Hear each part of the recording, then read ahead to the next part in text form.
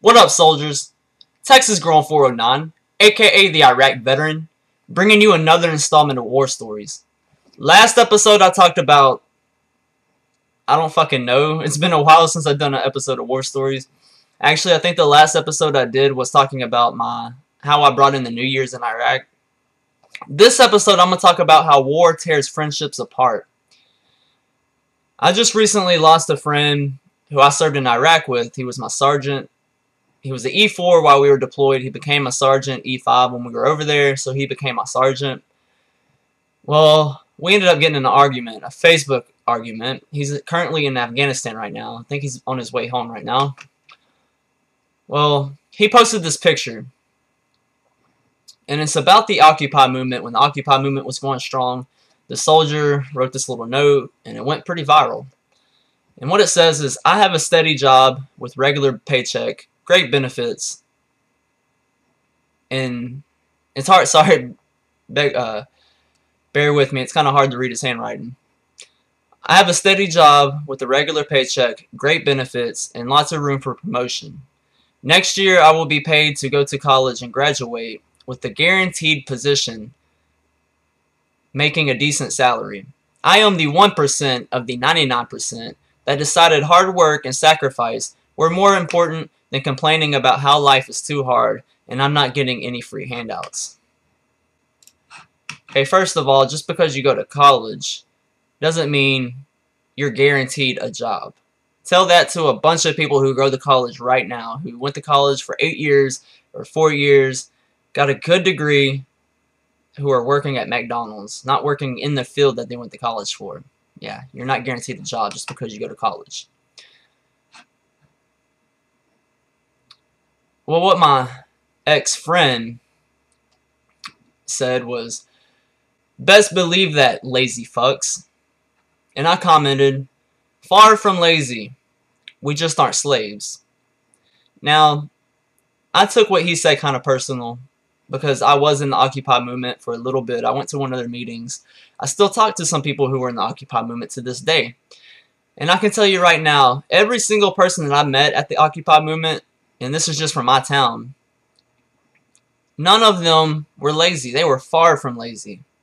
All of them had full-time jobs. All of them went to school full-time.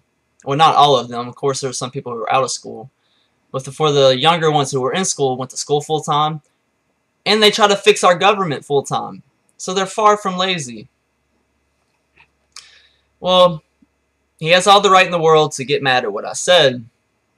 But also, just because you get upset because somebody doesn't agree with you doesn't mean you cross the line. And I feel that this individual crossed the line. And you'll see here in a minute. I'm just going to go off reading the messages. Well, he put, haha, you're right there. Not slaves. Far from lazy. Not too sure, though. I said, 15 months of working every day for shit pay, and none of that work we did helped. 15 months of working every day for shit pay, and none of that work we did helped any Americans out? Yeah, I would say slaves. Ha! None of that work we did helped Americans? Who the fuck were we delivering supplies to? Who the fuck's bases did we deliver shit to?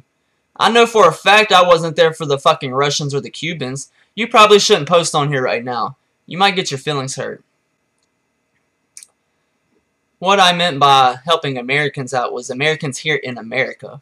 And he clearly says, who the fuck were we delivering supplies to? Well, yeah, of course we were helping out other Americans who were over there with us. It's a fucking no-brainer. Well, I went on to say, I was talking about Americans here in America. Yes, we helped out other Americans over there, but not here in America. We have lost so many freedoms that are unconstitutional, I may add, since the war on terror began. I know you support giving up our freedom for safety, but please tell me one thing that helped the majority of Americans out. Obviously, the war on terror isn't working if we are still having terrorism here in America. If you didn't know, someone sent a fake grenade to the 2 World Financial Center, and they had to evacuate it. He said, I don't know. Maybe coming and taking out a fuckload of terrorists on their own soil so that they didn't bring it to America. What do you propose we do to protect America then? You want the martial law? This wasn't even the purpose of this post, but since you want to go there, what the fuck have you done to help America since you got out the army? Or should I say, discharged, for what again? I went on to say, it's all about divide and conquer. You didn't feel as if civilians who don't work as hard as you have no right to try to fix things. You fall into the stereotyping people who stand up for what we believe in as lazy fucks, but I can tell you I was in the Occupy movement, and none of them I met were jobless or homeless. All of them worked full-time jobs, went to school full-time, and truly fought for our freedom as much as they could. I find it hypocritical that you would classify people as lazy fucks just because we speak out about the corruption and try to fix things. I don't see you or anybody you're serving with trying to fix things here in America. I'm not talking about fixing things for another country. I'm talking about fixing America. We fix America, then we fix the world. Get off the high horse, or get off the high stool, please, bro. I respect the decision when people want to serve in illegal wars that do nothing to help America, but don't disrespect me and call me lazy. I know you didn't direct it towards me when you are fighting for our rights, for us to be able to try to fix our government. Also, his statement about what have I done to help try to fix America since I've been out, I answer it now. Nate, I just got a partnered YouTube channel. I'm about to be in a movie about PTSD this summer. I'm going to get a free treatment with a cure for PTSD, and in return I help this doctor make a documentary about my life and up to my cure if it cures me. And hopefully I am one of the people who help cure this non-curable disorder that our government says is non-curable, which is all a lie. I also have a college student who's writing a 25-page report about my life, and it might contribute in my mission.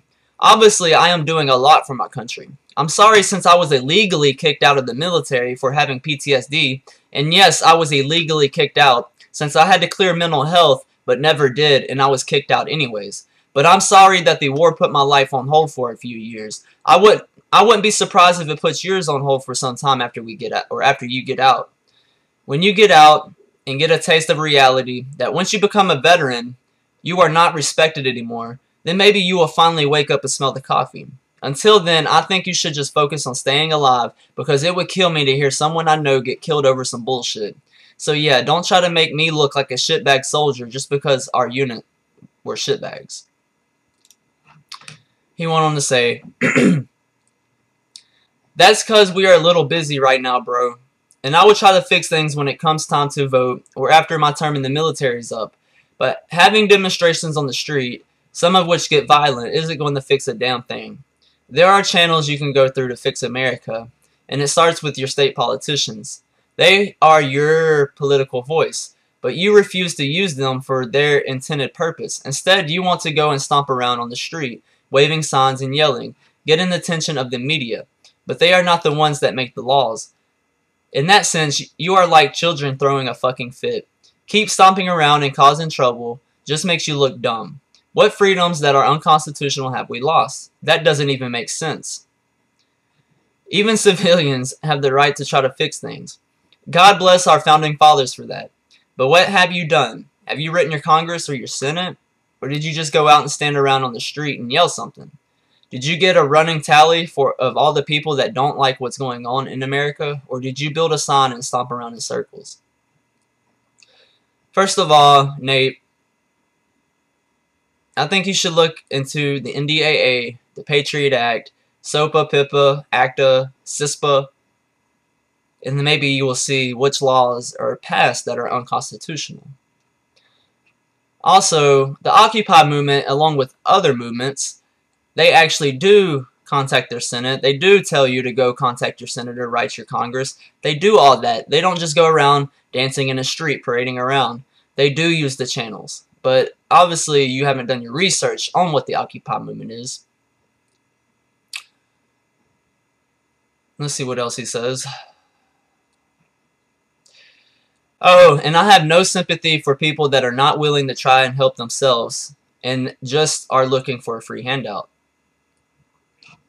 He said, Carter, I didn't even want to start in on your PTSD. I experienced everything you did in Iraq. among quite a few other stressful experiences in life, and personally I think you are just looking for someone to take pity on you. You were not, and I totally forgot to put Seymour, but he pretty much said I was not a disciplined soldier, blah blah blah, which he's right, I was not a disciplined soldier because I'm not a soldier who's going to do exactly everything I'm told just because I'm told to do it. I did my job very well. That's why I was a driver for one of our majors. That's why I went on all these missions, because I was a damn good soldier when it came to my job. But when it came to doing pointless shit that I didn't agree with, yes, I voiced my opinion. I stuck up for what I believe in. And not once have I ever had anybody tell me I'm looking for pity. Actually, I have lost a friend who has PTSD. It was Kamisha's best friend. One of Kamisha's best friends.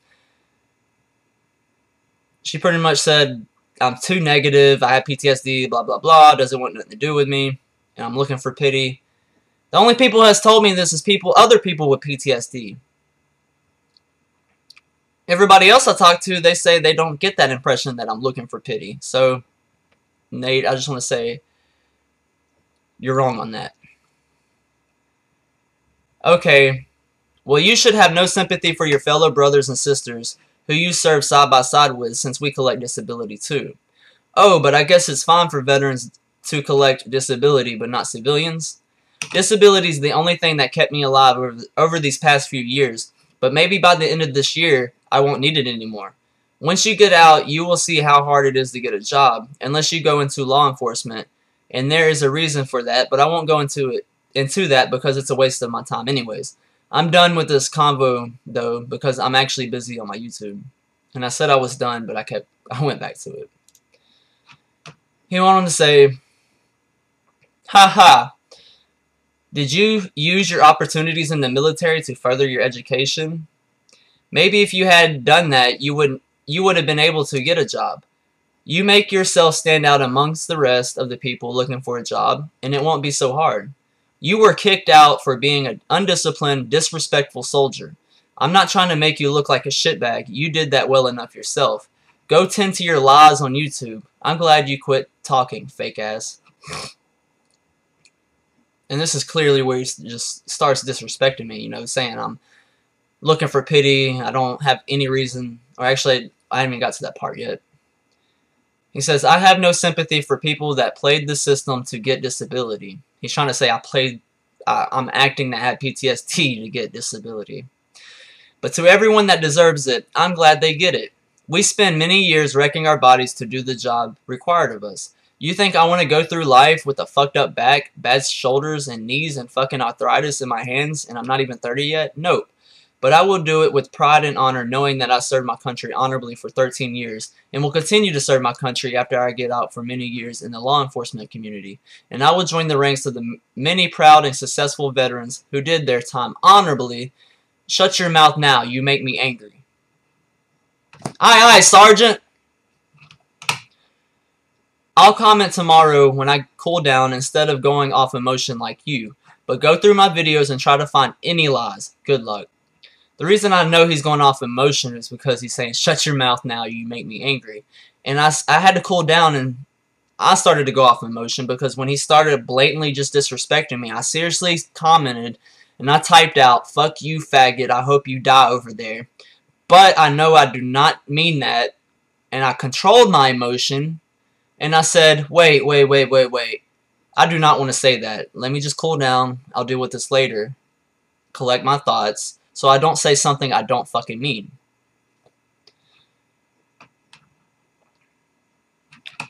He comments, I'm hearing a lot of other people's stories so far. I go off emotion. That's what I do, because that's when I think my best. I disagree with that. I will go through your videos, and I will call you out on any BS I find. Good luck, you're not going to find anything, because I have nothing to lie about.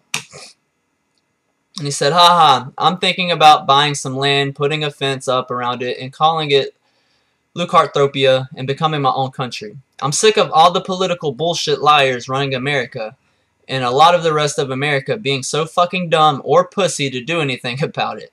Everyone wants everything, but no one wants to do it. That's kind of hypocritical when you complain about the Occupy movement, trying to fix things, just because all you see from the mainstream media, and you've been in Afghanistan for the past year, so no telling what they only allow you to see. But all you see is the mainstream media putting these people off like they're homeless, jobless, and want free handouts. You don't see that they're going through the channels. They're actually doing a lot more behind the scenes that nobody hears about, and they're actually trying to fix America. How can you get mad at them for trying to fix America? When you admit yourself you want America fixed, you want people to stand up and do something for it. And this is just where I completely drew the line. I deleted them, blocked them off my Facebook. I don't want nothing to do with you. If you ever see this, until you apologize, I'm sorry for standing up for what I believe in. I'm sorry if you found what I said disrespectful. I apologize for that. But you need to take a look at yourself and notice that this is just not all my fault. And this is what I say. You know Whitley Eckes Carter. I watched about 6 of your videos, and I still can't tell where you got this PTSD from. So tell me, since I don't have all the time in the world to sit here and watch these videos, what exactly was it from? The numerous indirect fire attacks, IDF attacks, the times you almost had to do something but didn't. He's talking about a time I almost had to kill an innocent family, which I did a war stories on that. Seeing parts of dead people, or was it all the hard work for 15 months you had to do? I'm just wondering. See, I too had symptoms of severe PTSD, anxiety, anger problems, dreams, nightmares, if that's what you want to call them. But whatever happened over there to you seems way like it did way worse damage to you. Whatever though, you got started down this path. I'm finishing it. I will not apologize for anything I said, because that's how I feel. But I'm not going to argue with you on this point anymore, because it has nothing to do with my original post. Keep making your little videos, and I'll keep being a soldier. Enjoy your life. You know, he's pretty much saying I'm living a lie. And this is all I said. I said my PTSD was caused from a lot of things. My ex-girlfriend, who is from my town, getting murdered by a fellow soldier when we were all over there. Seeing Sergeant Snell get killed, which, Sergeant, you were not part of that incident, so we did not go through the same exact things. Losing my uncle a week before Kamisha got killed, and all of this within a month and a half of each other. So that's 3 major deaths that I went through within a month and a half. That's a lot to deal with, especially when you're not allowed to deal with it. Seeing brain matter, the hundreds of indirect fire attacks, all the memorials we had to go to, the stress of just being over there for 15 months, the time we got threatened to get in trouble for not killing that innocent family. I don't care if they crossed the bridge or not, they were innocent and meant no harm, and other things. God dang it, my fucking throat. And my fucking PTSD is getting triggered right now. Because this incident really, it triggered me. It really hurts when somebody you were willing to take a bullet for, you were willing to die for, betrays you like that. And I know he feels betrayed because of my views changed since the war. They didn't fully change. I never fully believed in the war. But I'm a lot more, I stand up for what I believe in, and I voice my opinion now. I don't care what anybody thinks about me. I voice my opinion. So he feels the same exact way that I betrayed him, I guess. So even when you feel like you're a complete opposite with somebody, you still have things in common. And I said, let me point out your ignorance about PTSD. Someone who deploys and goes through one mortar attack can have the same PTSD as someone who witnessed their best friend getting killed. PTSD isn't a dick measuring contest. I so hope you don't treat soldiers who you feel as if they can't have PTSD just because you feel like they haven't gone through enough shit the way you treat me. If you do, then you are a worthless leader. This whole thing right here is a clear example of how war tears friendships apart. I don't see any good that comes from war, but if you think war is this amazing thing, then more power to you. I would be making a video about this, but don't worry, I'll leave your name out of it. The only reason I'm making a video about it is to show the connection that this isn't just a normal argument, that it's caused because of war. This isn't the first friendship I lost to a fellow soldier who has PTSD. This one thing that PTSD That's one thing that PTSD is good at, is tearing friendships apart. It's funny how... Dang it. Alright, sorry about that, y'all. I had my dad come into my house. I stay in the guest house at my dad's, and the laundry room's in the next room over. So we went to the laundry room, and it distracted me. And since I was already irritated at this whole situation, it kind of triggered me more, irritated me because I was almost done with this video. But anyways, I don't know where I left off, so I'll just read this last part again. My PTSD was caused from a lot of things. My ex-girlfriend, who is from my town, getting murdered by a fellow soldier when we were all over there, seeing Sergeant Snell get killed, losing my uncle a week before Kamisha got killed, all of this within a month and a half of each other. Seeing brain matter, the hundreds of indirect fire attacks, all the memorials we had to go to, the stress of just being over there for 15 months, the time we got threatened to get in trouble for not killing that innocent family. I don't care if they crossed the bridge or not, they were innocent and meant no harm, and other things. Let me point out your ignorance about PTSD. Someone who deploys and goes through one mortar attack can have the same PTSD as someone who witnessed their best friend get killed. PTSD isn't a dick measuring contest. I so hope you don't treat soldiers who you feel as if they can't have PTSD just because you feel like they haven't gone through enough shit the way you treat me. If you do, then you are a worthless leader. This whole thing right here is a clear example of how war tears friendships apart. I don't see any good that comes from war, but if you think war is this amazing thing, then more power to you. I will be making a video about this, but don't worry, I'll leave your name out of it.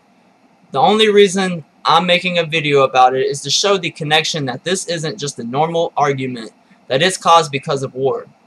This isn't the first friendship I lost to a fellow soldier who has PTSD. That's one thing that PTSD is good at, is tearing friendships apart.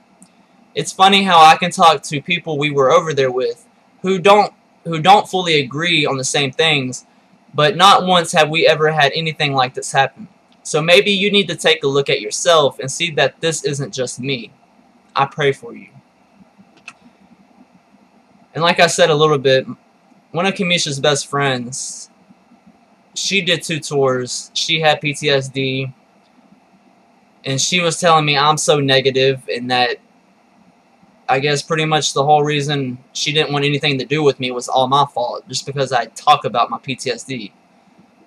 Or talk about, and it's not just my PTSD, it's just I talked about Iraq, and I'm too negative. I guess it triggered her, and she didn't want anything to do with me, and so she made it, threw all the blame on me. Kind of like how this is happening now. And I just wanted to point out, this is not a personal attack against him. I forgive easily. But I do not. I already gave my apology. I don't feel like I need to give more of an apology, because I'm not the one who blatantly disrespected anybody. But I just wanted to show that PTSD really does tear friendships apart. I found a connection from my own personal experiences that, yes, this is all PTSD. Or maybe it's not all PTSD. Maybe it's a pride thing. I don't know. But PTSD is clearly playing its role in this argument, this tearing a friendship apart. Because I talked to people who I was in Iraq with, who went through the same things as we did. They don't agree with everything I believe in. I don't agree with everything they believe in. But not once have we ever gotten into an argument. Ever. So that's how I know that PTSD is clearly playing a role in this. I just really wanted to get that off my chest and let everybody know that PTSD really does tear friendships apart. I'm kind of upset right now. I'm triggered. I'm upset. I just recently quit smoking weed, quit smoking cigarettes. Weed was my self-medication. It helped me sleep and eat, but it definitely had negative side effects. It made me this quiet person, and I'm a lot more social now, so I decided to give up weed. That's pretty much about it. Anyways, thanks for watching this long-ass episode. I'm sorry for that little distraction when I was almost done. If y'all could, please share this video around so we can just spread the word of what PTSD does. That's all I want to do right now. Anyways, much love from the Iraq veteran. I almost killed an innocent family. So what happened was, I was on tower guard. In the picture you see right now is the same exact tower I was on. The bridge you see in the picture is the bridge that led to the main gate of our FOB.